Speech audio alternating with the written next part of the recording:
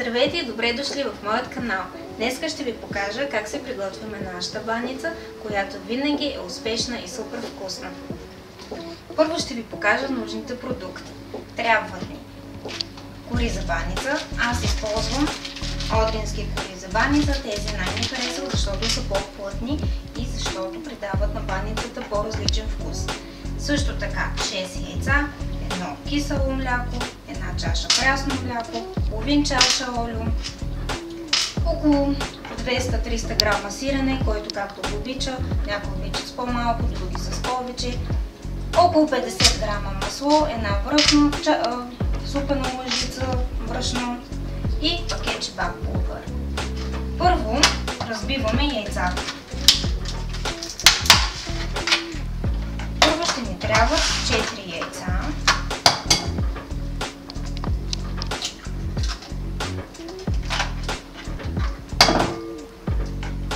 Останалите две ще ги ползваме в последния етап на готвенето на баницата, защото те ще ни бъдат нужни за заливката.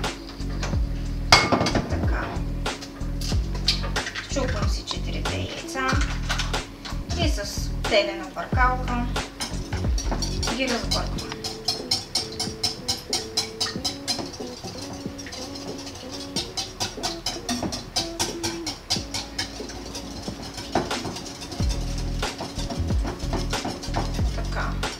Гледам да са хубаво разбити.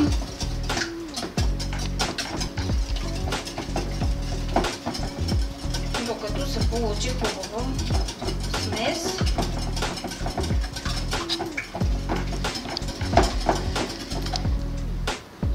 Така, достатъчно. След това вземем киселото мляко и го прибавим към яйцата.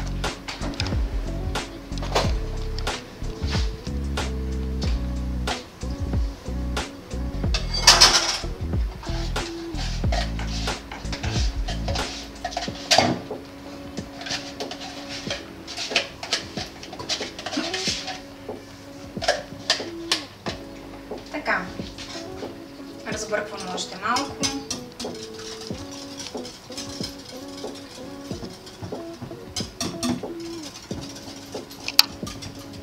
И към тази смес прибавяме олиото, брашното и бак пулвъра. Няма значение в коя последователност ще го прибавите.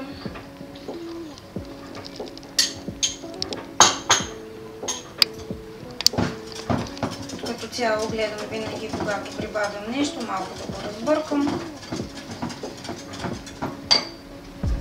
Слагаме бак пулвъра.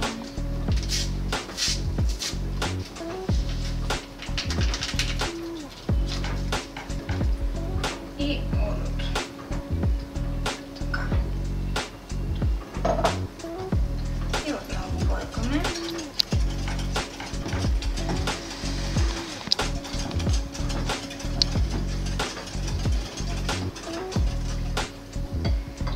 Сега идва ред на сиренето. Както ви казах, някои го обичат с по-малко сирене, други с повече. Да кажем, че ние го обичаме със средно. Така че не знам дори дали ще използвам цялото количество сирене. Просто така по усет ще преценя.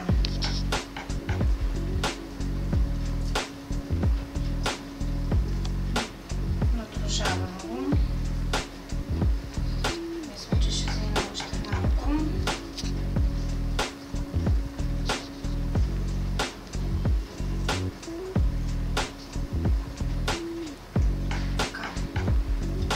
И отново го разбърквам.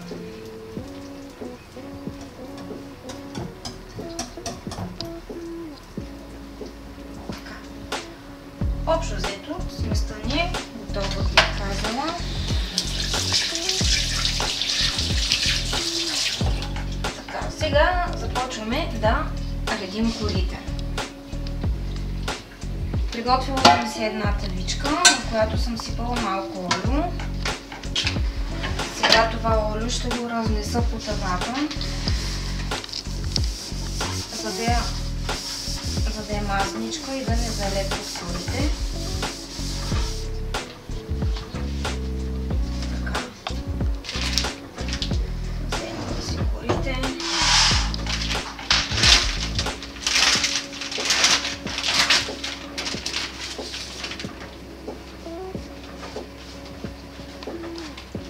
Аз слагам така на плота, за да ми бъде по-удобно и започвам да ги редя. Като вземам една, слагам я, тъй като тя е по-голяма от тавата, я нагъвам малко отстрани. Така. И слагам от сместа.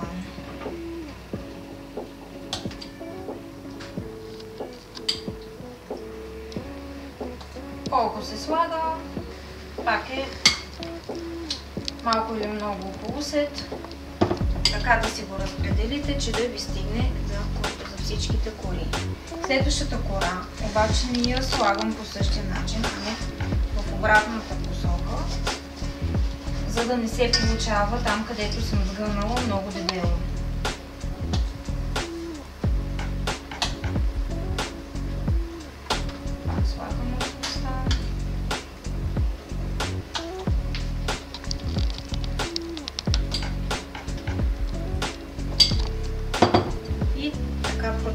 Имайте предвид, че тези кори са по-дебели от финно точените кори и съответно са по-малко на брой, така че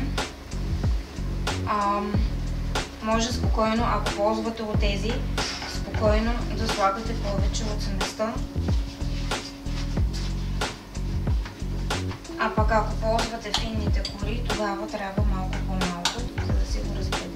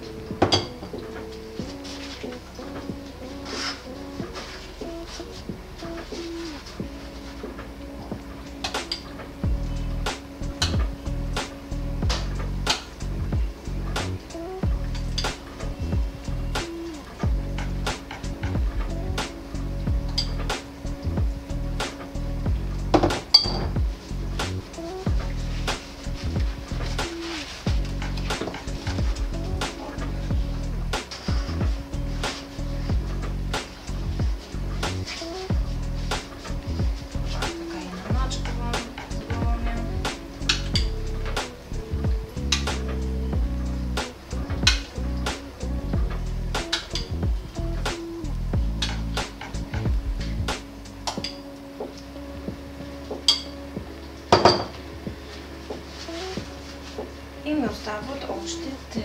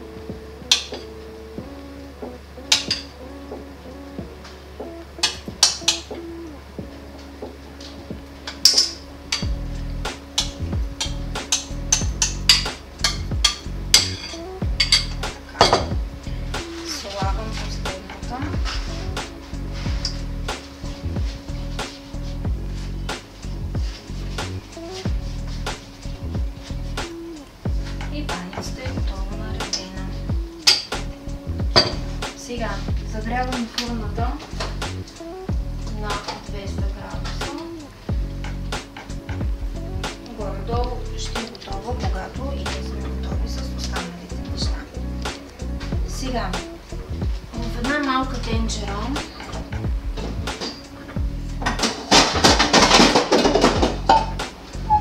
ще разтопя маслото.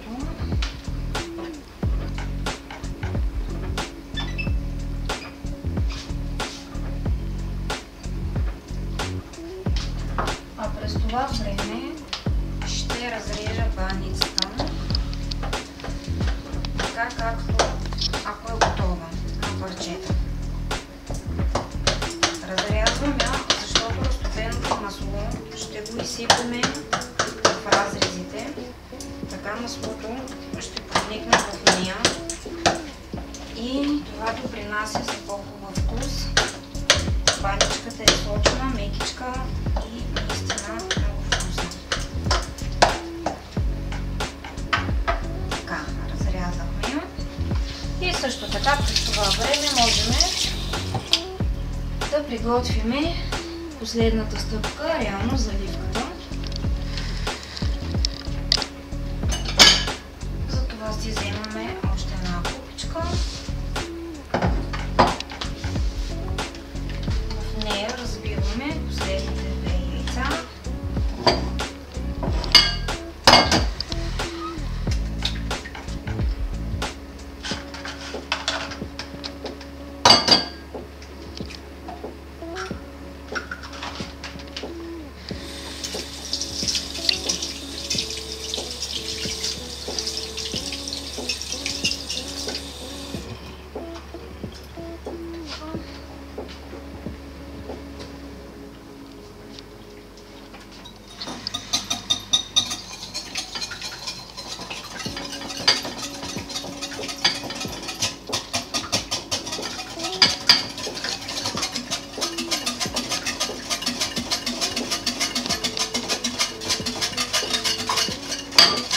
Разбиваме хубаво яйцата и прибавяме чашата с мляко.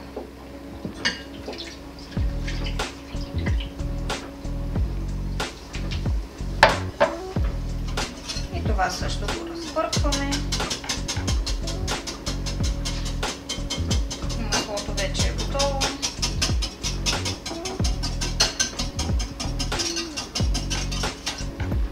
Така. Сега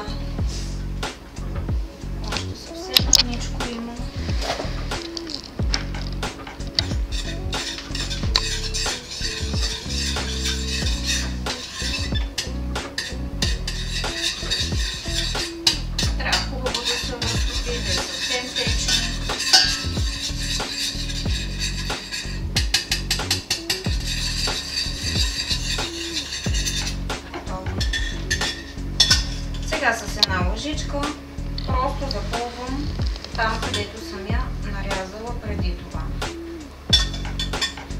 Не дейте да слагате много масло, защото все пак и олио сме да сложили вече и да не стане много мазна и тежка.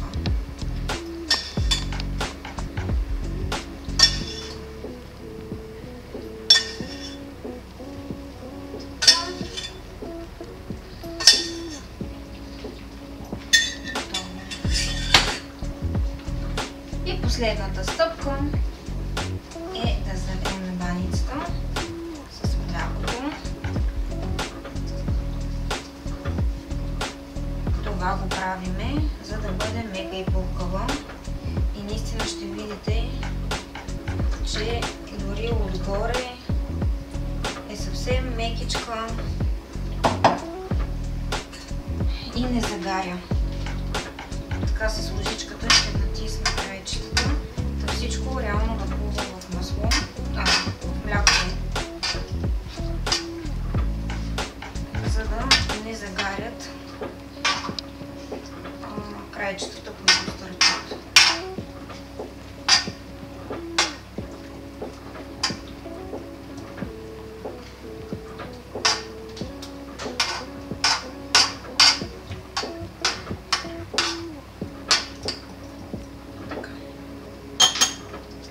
Това е. Готови сме. Сега, ако и фурната е готова, да, но още не е готова, изчаквам да загрее фурната, слагам баничката в фурната на 200 градуса. Пече се горе-долу около 30 минути, но това много зависи също така и от фурната, която имате. Някои по-бързо стават, някои по-бавно, така че просто се наглеждайте и когато стане златиста отгоре, значи е готова. Надявам се да ви е харесало видеото и до следващия път.